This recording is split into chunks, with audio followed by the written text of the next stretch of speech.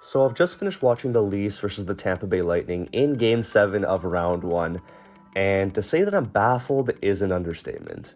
I mean, I really thought for a second, actually for more than a second, I thought for a couple of games here that the Leafs were finally going to be the team to get through that pesky first round. But I guess we're just going to have to wait for another year. I mean, it's crazy to me that year after year, I feel like we're talking about the exact same thing when it comes to the Leafs, We're talking about cleaning the house and, how Marner's gone and how he's not a playoff performer and, to get rid of all of these guys. But I don't think that's even the problem because this team isn't bad. They're a really good team. We've seen it in the regular season and we've seen it in past years. They are totally capable of making a deep run in the playoffs, or at least they should. I honestly just think this is a mental thing, and it's such a big barrier that they can't get by because of the hate that they get and the pressure that they feel. And sometimes you wonder, why can't they get by it? What is the thing with Game 7s in this team? But you gotta remember, man, at the end of the day, these guys are just people. They're people like us, and they feel the same things that we do. They just happen to be good at the game of hockey that we like to watch, and they're able to play at a professional level, right? So there's nothing different between you or, anyone really on the Leafs roster, right? They're not robots that are just programmed to play hockey, sleep, and repeat, right? It doesn't work that way, right? They see the comments on Twitter, and it is tough to deal with, right? So if you're a Leafs fan right now, I understand the urge to just go crazy on Instagram or whatever platform you want to use to express your emotions and anger, but consider that, these are people that you're cheering for, and obviously you do want to do well, and I understand that you're frustrated, but, keep in mind that, some of the stuff that you say does or could potentially affect the way that they play on the ice, and, I'm sure before that Game 7, they were probably shaken thinking, if we lose, we know what's going to happen to us. We've been here before. We don't want to feel that again, right? So it's definitely tough to deal with, and I by no means am calling myself a Leafs fan, but, throughout the whole of that series, I was cheering for the Toronto Maple Leafs to win. I wanted to see them finally go past that first round because even me as just a neutral fan, I'm tired of seeing them lose year after year, and watching all these players suffer just isn't really a fun thing to do anymore. Because, I'll admit, at the start of it, I thought it was funny. I thought it was funny to tease Leafs fans and my friends who are Leafs fans and, go on Twitter and make a comment to the players and how their franchise is terrible and this and that. But it is starting to get old, and, you gotta feel some sort of sympathy if you're a neutral fan, because, no hockey fan should have to go through that. That's not suffering in itself. But enough with the sympathy. There is a lot that I do want to critique about this team because, evidently, as we've seen throughout the past 5 years, there is something clearly wrong here with this hockey club, and I kind of want to go over my thoughts on what I think it is, alongside, my raw reactions on the game and what I think the next step is for the Toronto Maple Leafs. So make sure that like button, subscribe to the channel if you're new, and for question of the day, I want you guys to tell me in the comment section below, what do you think the next step is for this team, and if there's going to be a big player to go, who do you think that player will be? I want to know all your thoughts. But without further ado, let's actually get into my rant, if you even want to call it that. So I saw a point on Twitter earlier which actually really shocked me, and I kind of wanted to bring it up. It said that in the past 3 Game 7s, or not Game 7s because in 2020 it was a Game 5, but it was basically a Game 7 because it was do or die, the Leafs have only managed to put up one goal.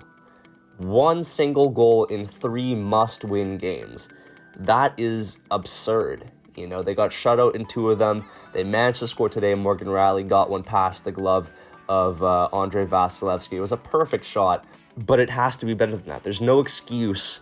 Okay, I don't care if you're going up against the best goalie in the National Hockey League. You have to be putting more goals than that in. You have the best goal scorer in the National Hockey League on your side, and you're struggling to score goals? Are you kidding me? Just saying that out loud sounds so pathetic, and I'm not trying to take a dig at Matthews here because I don't think that he's a problem. What I'm trying to say is that the rest of the team is playing the relying game. They're trying to rely on everyone else to do something for them. Guys like Marner and Nylander and Tavares in the first couple games. Tavares picked it up near the end, I'll admit that, but in the first couple games, you cannot tell me that guy was playing good hockey, because he wasn't. All these guys who are getting paid millions of dollars to perform are relying on one player to produce for them.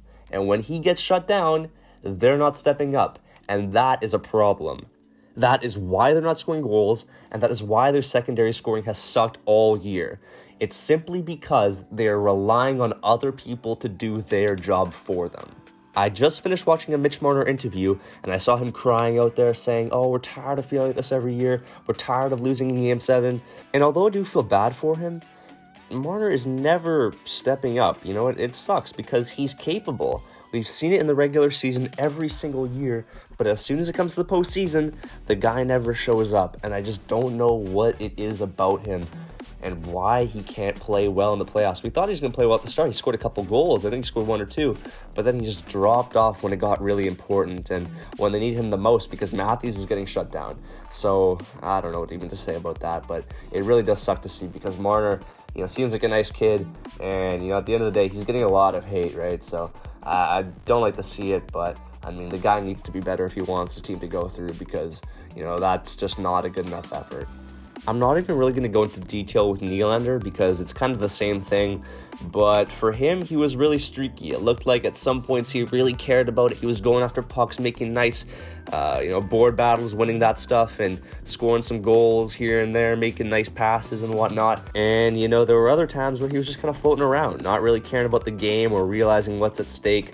And, I think you could argue that it did end up hurting his team because this guy's earning so much money and he's just simply not producing, right? It's not enough to just have the flash of the pan where you're good on one game and then you just play crap the next. Or, you play good in game 2 and 3, but then take the day off for games 4, 5, 6, and 7, right? You're not going to win series playing like that. You might win 1 or 2, but, to go through the actual 4 games, you have to be consistent. It's one of the sole reasons why the Leafs come so close every year, but never break through that 4th game. You have all these players doing well on one game and then just taking the night off the next one, expecting someone else to do the job for them because they felt like they've done enough. It's not enough, and they don't realize that. And I really do think it's one of the main reasons why they haven't been able to do well on that big stage in the playoffs. And I don't know if this is just a mental thing or a coaching thing, but something's got to change, man, because these guys just do not have the mentality right now. And it's unclear to me why, because you would think that after the first couple times, they would start getting it. But, I guess I was wrong about that. Another thing I wanted to talk about briefly was the coaching staff and Sheldon Keefe in general. I don't think that Keefe is the right fit on this team, and I really wouldn't be surprised if he ends up getting fired this offseason. I don't think that he played his cards correctly at all. Playing Campbell when he wasn't supposed to, specifically talking about that one game where, they were getting blown out like 5-0 and they were content to just keep him in the net to get fed by the Wolves. It was just such a dumb decision.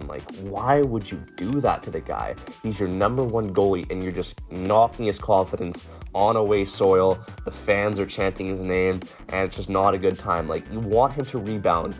What the more logical thing to do in this scenario is to just flip the page, take him out of the net, and decide, okay, we might not win this one, but that's okay, because if we take him out now, we'll have a better chance that he'll be ready to go the next one. This alongside playing players when they're not supposed to, such as Kerfoot in Game 6 after taking the 5-on-3 penalty. This is a guy that has literally sold your chances of sealing the series by taking an undisciplined penalty at a crucial point in the game, yet you're still keeping him out there to take shifts.